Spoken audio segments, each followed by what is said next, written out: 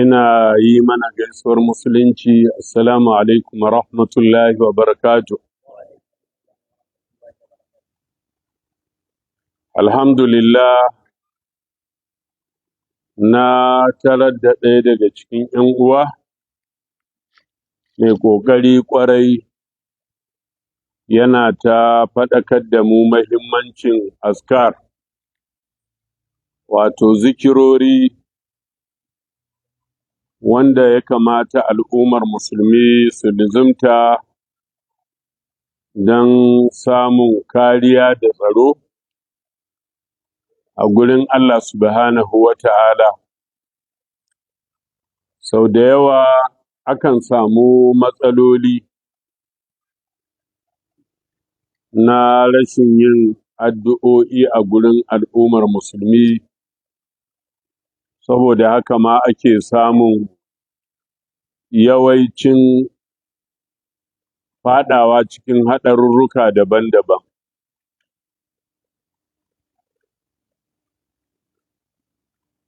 Alƙur'ani mai girma,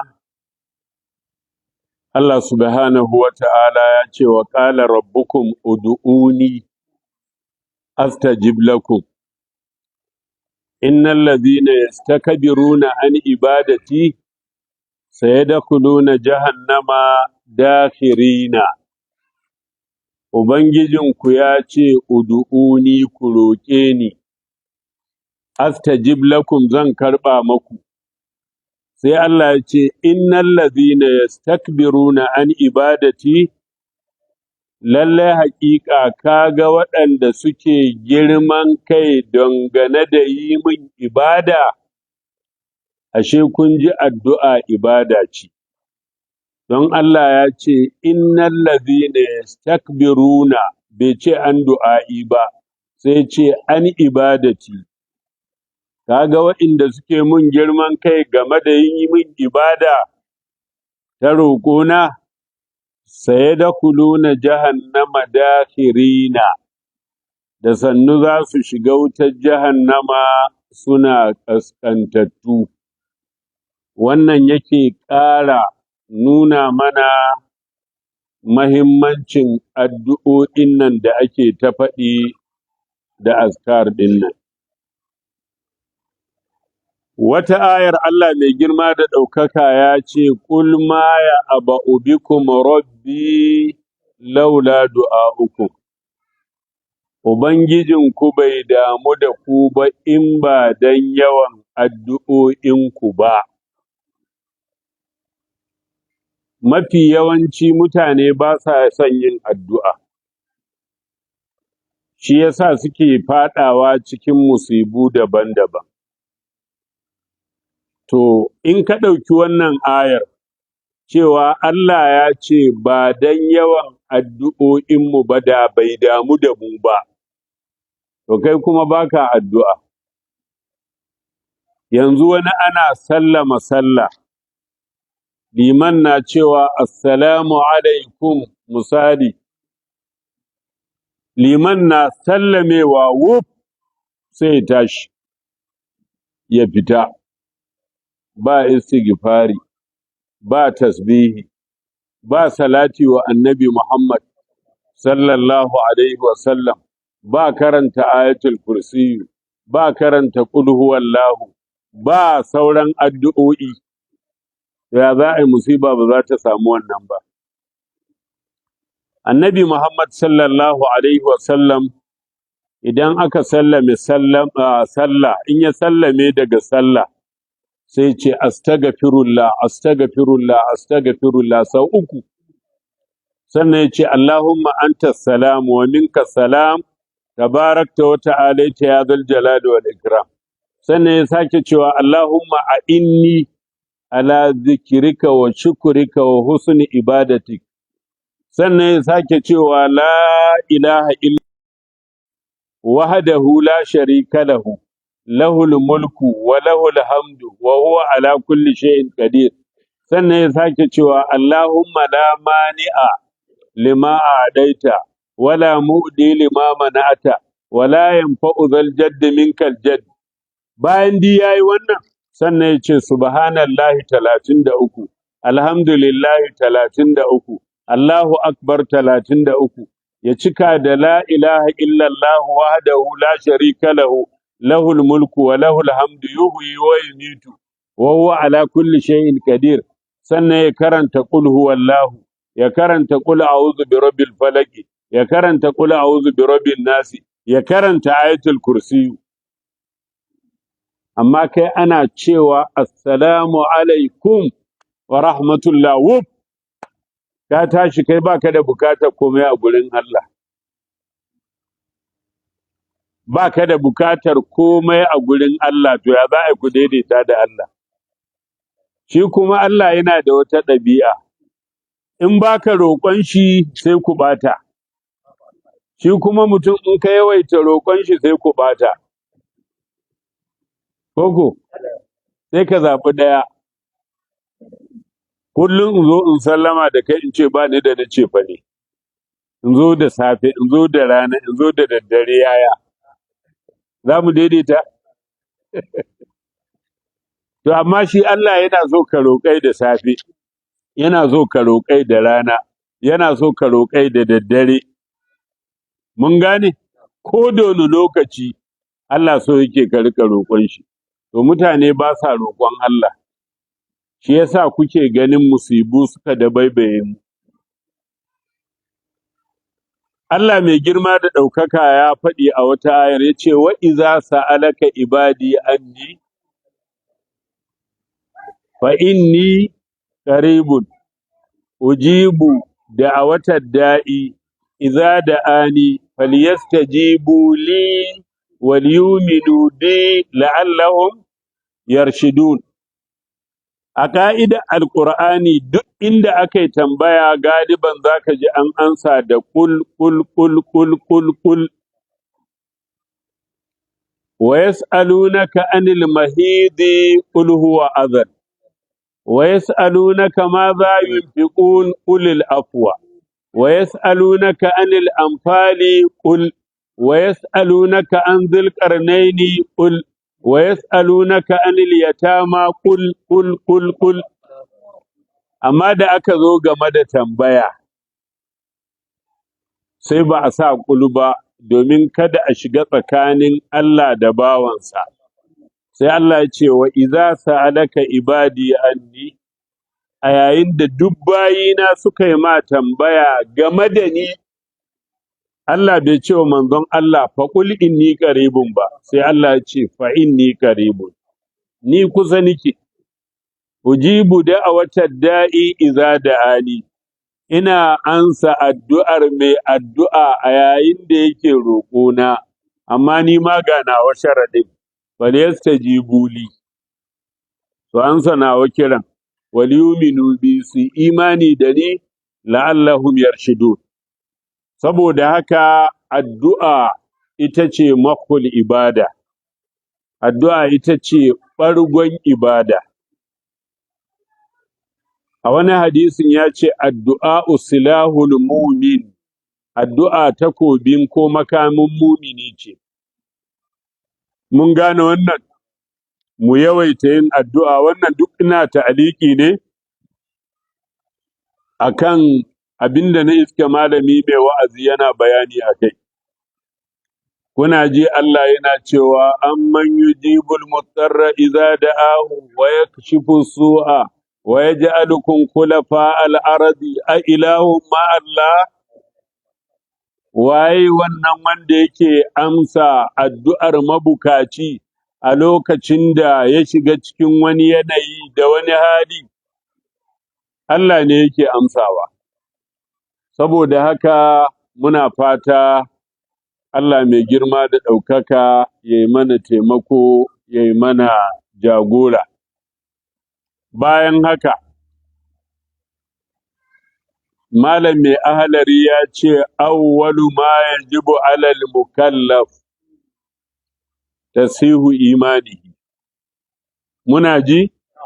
Farkon abin da yake wajaba bisa baligi mai hankali ya sani, imani ya zama ingantacce. imanin ka ya zama mai kyau, ka zama baka shirka da Allah, baka zuwa wajen ‘yan bori, in ka je gurin boka kai tambaya akan abin da ya shafi rayuwarka, za ka yi kwana 40 kana sallah Allah bai karɓa ba, don ka je wajen boka ka yi tambaya. Mun gane wannan? Wanda duk yake zuwa wajen boka ba yi da tauhidi ba yi da addini. Wanda yake zuwa wajen ‘yan bori yana masu tambayoyin al'amarin duniyar shi da lahirarsa ba yi da addini. Mun gane wannan? Wanda zai ce ba za a fitar da saniya kaza ba a cikin garke, in an fitar da ita garke zai mutu, ba yi da addini, tauhidin shi ya rushe. Mun gane wannan? Ba wata dabba da za a fitar da ita daga garke, a cewa in an fitar da ita garken ya rushe, ƙarya ne, ba gaskiya ba ne. Ba tauhidi, in ka yadda da wannan, tauhidinka ya karye ya lalace. Allah ya yi ma annabi Muhammad sallallahu alaihi wasallam wahayi, walaƙad uhiya ilaika wa ilal ladhina min qablika la in asharakta la yahbadanna amaluka wa la takunanna min al khasirin balillaha fa'bud wa kun min ash-shakirin. Allah ya ce wa annabi Muhammad sallallahu alaihi wasallam, walaƙad uhiya ilaika, haƙiƙa an yi wahayi zuwa gare ka, wa ilal ladhina min qablika, kuma an yi irin wannan wahayin ga annabawan da suka gabata kafin kai. La in asharakta, idan ka kuskura ka haɗa Allah da wani wajen ibada, la yahbadanna amaluka, aikinka ya lalace, wala takunanna minal khasirin, kuma wallahi zaka kasance daga cikin asararru. Balillaha fa'bud, Allah kaɗai kurin zaka bauta mawa, wa kun minash shakirina, ka zamanto daga cikin masu gode ma Allah. Ina fata muna fahimta. Saboda haka ba a so mutum ya zama mushriki mai haɗa Allah da wani wajen ibada. Mun gane wannan? So ake ka bauta ma Allah shi kaɗai kurin, kar ka haɗa shi da kowa, domin idan ka tafi gaban Allah ranar tashin alƙiyama babu tauhidi a tare da kai, to ba za ka shiga aljanna ba. Mun gane wannan? Inna Allah la yaghfiru an yushraka bihi. Allah baya gafarta ma a haɗa shi da wani wajen ibada, wa yaghfiru ma duna zalika liman yasha, amma Allah yana gafarta ma duk abin da yake ba shirka ba. Wa man yushrik billahi, wanda duk yayi shirka da Allah, faqad harrama Allahu alaihi aljanna, Allah ya haramta mai shiga gidan aljanna, wa ma lizzalimina min ansar, kuma azzalimai ba su da wani mataimaki wanda zai taimake su ya kare su daga azabar wuta idan alkiyama ta tsayu. Ina fata muna fahimta.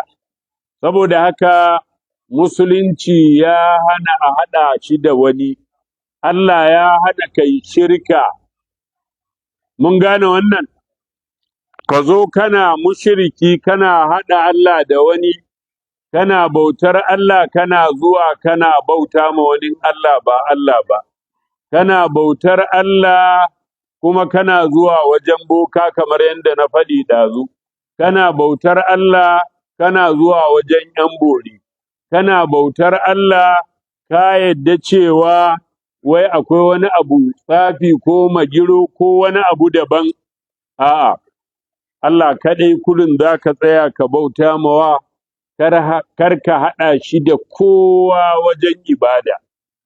shi yasa malam mai ahlari yace awwalu ma yajibu alal mukallaf farkon abin da ke wajaba bisa baligi tashihu imanihi imanin mutum ya zama ingantacce bai haɗa Allah da kowa wajen ibada.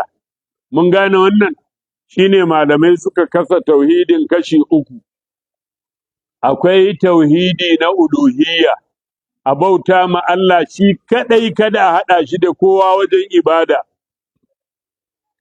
Akwai tauhidi na rububiyya shine ka yadda Allah shi yake saukar da ruwa, shi ya sama, shi ya ƙasa, shi ya halicci ruwa, shi ya halicce ka, tauhidi na rububiyya. Ka yadda da tauhidi na asma'u was sifat, sunayen Allah, in za ka roƙi Allah ka ɗau ɗaya daga cikin sunayen shi ka roƙai. Allahu, Ar-Rahmanu, Al-Maliku, Al-Quddusu, As-Salamu, Al-Muminu, Al-Muhaiminu, Al-Azizu, Al-Jabbaru, Al-Mutakabbir, Al-Khaliqu, Al-Bari'u, Al-Musawwiru, wa'innan sunayen Allah ne. In kana so ka roƙi Allah, ɗauki ɗaya daga cikin sunayen roƙi Allah biyan bukatarka da shi. Amma kakka ɗau sunan aljani, kakka ɗau sunan wani mala'ika ko wani abu, ya da gargaza ya ilu, ya shamsu ya ilu, ya waye, a duyu a da wa'innan, dawo bauta ma Allah shi kaɗai karka haɗa shi da kowa. To da yake lokaci ya yi ga liman ya shigo, zan dakata a nan tare da fatan abin da Allah ya bani iko na faɗi daidai, Allah ya tara mu aladan. Abinda na yi kuskure ina roƙon Allah mai girma da ɗaukaka ya yafe mana nima annabi Muhammad sallallahu alaihi wasallam salati. Allahumma fasalli wa sallim wa barik ala Muhammadin wa ala ali Muhammad kama sallaita wa rahimta wa barakta ala Ibrahim wa ala ali Ibrahim fil alamin innaka Hamidum Majid. Ya Allah muna tawassuli da wannan salati da muka yi ma annabi mu Muhammad sallallahu alaihi wasallam. Allah ka gafarta mana, Allah ka gafarta ma iyayenmu da iyayen iyayenmu, Allah ka gafarta wa malamanmu da malaman malamanmu, Allah ka shiryar da mu, ka shiryar da zuri'armu, Allah ka tsare mana imaninmu da mutuncinmu, Allah ka hana mu ganin baƙin cikin duniya da na lahira, bukatocinmu na alkhairi Allah ka biya mana, damuwoyinmu Allah ka gusar da su daga gare mu. Ya Allah fitintunin da ke faruwa a wannan ƙasa tamu mai albarka, Allah ka janye mana su gaba ɗaya, Allah ka albarkaci ƙasanmu, ya Allah hali da muke ciki na kunci na yanayin rayuwa, Allah ka kawo mana sauƙi daga gare ka, Allah ka cusa imani da tausayi a zukatan shugabanninmu, Allah ka ba su ikon yi mana ainihin adalci. Mu kuma in suka zama masu adalci Allah ka ba mu ikon yi masu biyayya. Allah kai mana taimako kai mana jagora. ربنا تقبل منا برحمتك يا أرحم الراحمين يا رب العالمين سبحان ربك رب العزة عما يصفون وسلام على المرسلين والحمد لله رب العالمين.